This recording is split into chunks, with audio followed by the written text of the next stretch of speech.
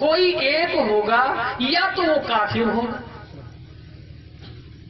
یا تو وہ کافر ہوگا اور یا وہ حرامی ہوگا۔ جو اہل بیت کے تذکرے کو سن کر کے حسد رکھے، یا تو وہ کافر ہوگا یا حرامی ہوگا، یا ایسے وقت میں اس کا نطفہ پرورش پایا کہ جب وہ حالت حیض میں رہی ہوگی اس کی ماں۔ تو میں سمجھتا ہوں اسلام پر اہل بیت کا احسان ہے۔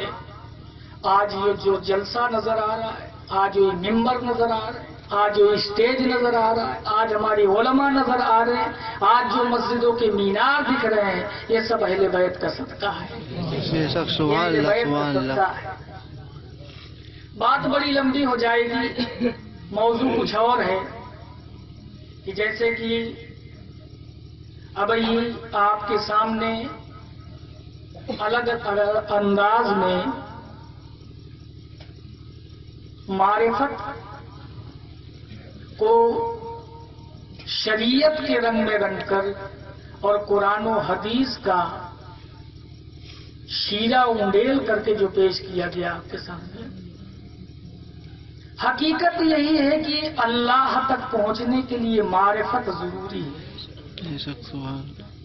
آج لوگ ڈائریکٹ کی بات کرتے ہیں، اب وہ اللہ جانے ان کا حشر کیا ہوگا کہ ڈائریکٹ سے کیا ملتا ہے، کیونکہ ڈائریکٹ تو تم آئے بھی نہیں اور جاؤ گے بھی نہیں تو جینا کیسے ہوگا؟ آنا بھی نہیں، جینا بھی نہیں تو جانا کیسے ہوگا؟ قرآن کی آیت میں نے تلاوت کی، یا ایھا الذین آمنوا اتقوا اللہ وابتغوا الیہ الوسیلہ وجاہدوا فی سبیلہ لعلکم تفلحون۔ اے ایمان والو، اللہ سے ڈرو۔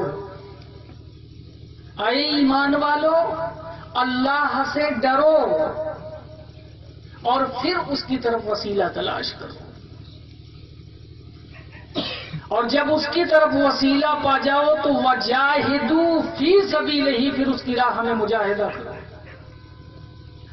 لعلکم تفلحون، تاکہ تم کامیاب ہو جاؤ۔ اب اس کو صحیح سمجھنے کی کوشش کریں۔ اللہ نے کہا اے ایمان والو اللہ سے ڈرو، تو ڈرنے کے لیے کسے کہا گیا؟ ایمان والے کو۔ ایمان تو پہلے ہی نہیں ڈرتا، اس کو کیا کہا جائے گا؟ تو اللہ مخاطب کس سے ہو رہا ہے؟ اے ایمان والو اللہ سے ڈرو۔ اب یہ دونوں جملے کو سامنے رکھیں، وہاں صاحب دونوں جملے کو سامنے رکھیں کہ اے ایمان والو اللہ سے ڈرو۔ اس سے پتا چلا جو ایمان والا ہوگا وہی اللہ سے ڈرے گا۔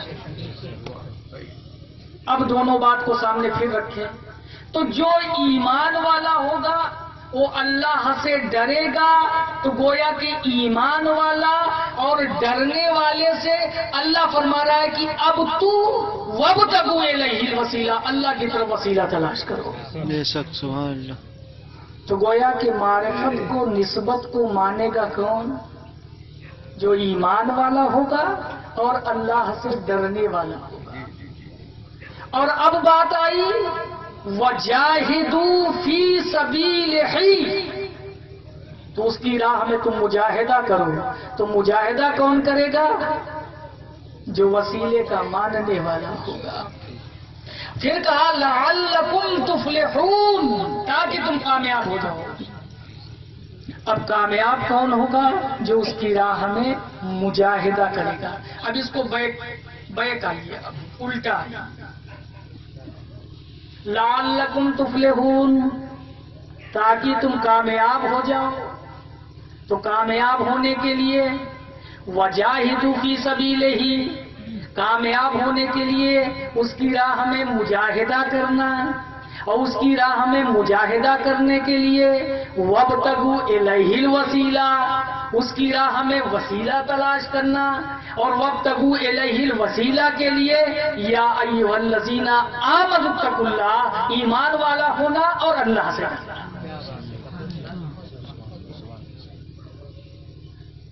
اب آج سب سے بڑی چیز ہے کہ جیسا کہ ابھی رضوان احمد سلمہ نے آپ کے سامنے بڑے اچھے انداز میں سمجھانے کی کوشش کی، حضرت نجم الدین شاہ کبرا رحمت اللہ علیہ اور امام فخر الدین رازی علیہ رحمہ کا واقعہ بیان کیا کہ مرتے وقت ایک ایسا عالم، کوئی ایسا ویسا عالم نہیں جو وقت کا امام بھی ہے، مناظر بھی ہے، صرف عالم نہیں ہے، مناظر بھی ہے، جو ساری زندگی مناظرے کرتا رہا، اس کے سامنے بھی شیطان آ کر کھڑا ہو رہا ہے، جو ولی بھی ہے، مناظر بھی ہے، عالم بھی ہے، اس کے سامنے شیطان آ کے کہتا ہے خدا کتنے۔ تو پتا چلا کہ جب ان کے سامنے آیا تو ہمارے تمہارے سامنے آیا، اور انہیں بھی ضرورت کس چیز کی پڑی؟ وسیلے کی۔ بچایا کس نے؟ وسیلے نے۔ تو جب ایسوں کو وسیلہ بچائے گا اور ایسے لوگ وسیلے کے بغیر کامیاب نہیں، تو پھر ہمارا اور آپ کا حال کیا ہوگا؟ تو اس سے پتا چلا کہ وسیلہ کتنی اہمیت کا حامل ہے، وسیلے سے ہمیں کیا حاصل ہوگا۔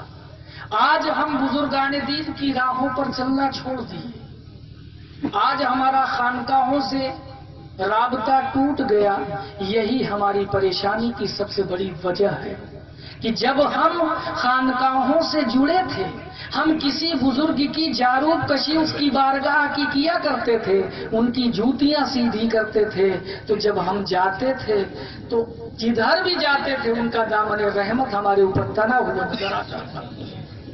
اب آج ایک چھوٹی سی بات ہے، ہمیں تو سب سے پہلے ہی کہا جاتا ہے کہ تم فاتحہ ہی مت کیا کرو۔ چلو فاتحہ پڑھ بھی لی تو کہا کہ ایسا کرو کہ اس کو کھایا ہی مت کرو، کیونکہ سب سے پہلے تو ہمیں اس سے ہی دور کیا گیا، اور اس سے دور کرنے کا مطلب کیا رہا کہ ہمیں اولیاء اللہ کے فیوض و کرم سے اور ان کی رحمت سے دور کیا جا رہا ہے۔ حضرت سیدنا خواجہ حسن بصری مولا کائنات کے خلیفہ، آپ فرماتے اے میرے پیارو سنو، نیاز کیا ہے، فاتحہ کیا ہے؟ جب تم کسی ولی کی نیاز کا ایک لقمہ اپنی منہ میں رکھتے ہو تو سمجھ لو کہ اس کی امان میں 1 سال کے لیے تم چلے گئے، 1 سال کے لیے اس کی امان میں تم چلے گئے، 1 سال کے لیے اس کی پناہ میں چلے گئے۔ فاتحہ کیا ہے؟ فاتحہ کیا ہے؟ نیاز۔ اس چیز کی اہمیت کو سمجھنے کی کوشش کریں۔ اولیاء کرام کی غلامی، اولیاء کرام سے نسبت، یہی ہمارے لیے دونوں جہان کی کامیابی کا ذریعہ ہے۔ اولیاء کرام کی عظمت کو سمجھنے کی کوشش کریں۔ آج تو سب سے پہلے انسان یہی اعتراض کر دیتا ہے کہ ہمیں تو ابھی مرید ہونے کی عمر ہی نہیں ہے، لکھوا کے لائیں، ابھی اتنا سال جیئیں گے یہ۔ حضور سیدی سرکار غوث اعظم رضی اللہ تعالیٰ عنہ کی بارگاہ میں کسی نے پوچھا یا سیدی مرید کب ہوا جائے؟ میں غنیت الطالبین سے حوالہ دے کر کے کہتا ہوں، آپ سے پوچھا گیا یا سیدی مرید کب ہوا جائے؟ آپ نے فرمایا کہ جیسے ہی بچہ پیدا ہو کسی پیر کے حوالے کر دو، کسی بزرگ کے حوالے کر دو۔ کہا حضور وہ تو بول بھی نہیں سکتا۔ کہا وہ نہیں بول سکتا تو وہ تو بول سکتا ہے۔ سبحان اللہ۔ وہ نہیں بول سکتا تو وہ تو بول سکتا ہے۔ کہا حضور اتنی چھوٹی عمر میں اتنی جلدی؟ کہا شیطان سب سے پہلا چابک جب مارتا ہے تو پیدا ہونے کے بعد ہی تو مارتا ہے، تبھی تو بچہ روتا ہے۔ شیطانیت کا ہی اس پر اثر نہ کر جائے، اس لیے کسی بزرگ کے حوالے کر دو۔ آج ہم بزرگوں کی راہ سے دور ہیں، بزرگوں کی عظمت سمجھنے کی کوشش کرو، بزرگوں کا احترام جاننے کی کوشش کرو، اللہ والے کیا ہوا کرتے ہیں، ان کی قربانیوں کے بارے میں جیسے ابھی کہا گیا کہ سمجھو انہوں نے دین کے لیے کیا کیا کیا ہے، کتنی مشقتیں اٹھائی ہیں۔ آج یہ اولیاء کرام کا کرم ہے کہ ہم ہندوستان کے اندر شان و شوکت سے جی رہے ہیں، عظمت سے جی رہے ہیں، حوصلے سے جی رہے ہیں۔ یہ صدقہ ہے اولیاء کرام کا۔ اولیاء کرام کے در سے کیا نہیں ملتا، سب کچھ ملتا ہے، لیکن پہلے مانگنے کا طریقہ ہونا چاہیے۔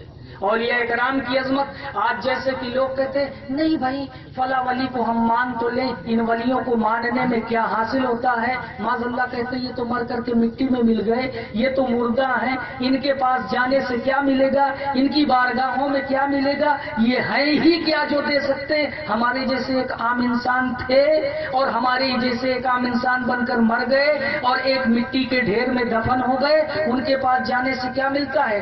آؤ ہم آپ کو لے کر چلتے ہیں۔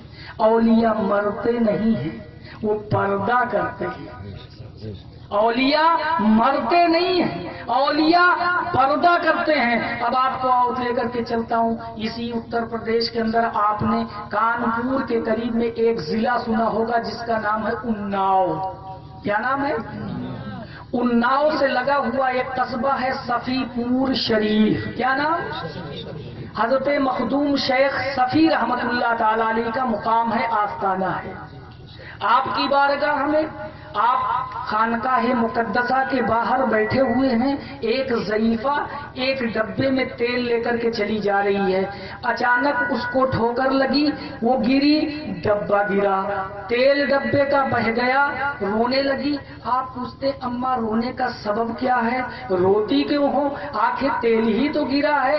وہ گڑیا وہ ضعیفہ کہتی ہے بیٹا میرا شوہر ختم ہو گیا، میرا شوہر ختم ہو گیا، میرا بیٹا جو ہے میری بہو کے کہنے میں ہے، وہ میری ایک نہیں سنتا، ابھی گھر پہنچوں گی تو میری بہو مجھ پر تان ملان کرے گی، مجھ پر سختیاں کرے گی، مجھے ڈانٹے گی، میں اس چیز کو یاد کر ان باتوں کو یاد کر کے رو رہی ہوں۔ آپ کو ترس آئی، آپ کو رحم آیا، تخت سے نیچے اترے، زمین پر پہنچے جہاں ڈبہ گرا تھا۔ آپ فرماتے ہیں اے زمین اس بڑھیا کا تیل واپس کر دے، اے زمین اس بڑھیا کا تیل واپس کر دے۔ کہیں زمین بھی سنتی ہے، لیکن آپ نے دوبارہ کہا اے زمین اس ضعیفہ کا تیل واپس کر دے، پھر بھی کچھ بات نہیں بنی۔ تیسری مرتبہ بھی آپ نے کہا اے زمین اس گڑیا کا تیل واپس کر دے، کوئی بات نہیں بنی۔ جلال میں مخدوم شیخ صفی آتے ہیں اور اپنی انگلی کو زمین میں گاڑتے ہوئے فرماتے ہیں اب تو تیل واپس کر دے۔ جو ہی زمین میں انگلی کو گاڑنا تھا تیل کے فوارے نکل پڑے۔ ضعیفہ سے کہا اماں جتنا بھرنا ہے اب بھر لو، جتنا بھرنا ہے اب بھر لو۔ وہ ضعیفہ ڈبے کو پورے تیل سے بھرتی ہے، گھر کو روانہ ہوتی ہے۔ اب زمین سے انگلی نکالی، انگلی کا نکالنا ہی تھا، اندر سے آواز آتی ہے مخدوم صفی تم نے میری پیٹھ میں چھید کیا ہے، میری گود میں آؤ گے تو بدلا لوں گی۔ آپ فرماتے ہیں تیری گود میں آ نہیں، تیری گود میں آ نہیں۔ اب وقت وصال آتا ہے، آپ اپنے مریدین کو، آج یہ لوگ کہتے ہیں علم غیب نہیں، اللہ کے وحی کا علم غیب دیکھو، مرنے کا وقت قریب آیا پہلے سے مریدوں کو اکٹھا کرنا چالو کیا۔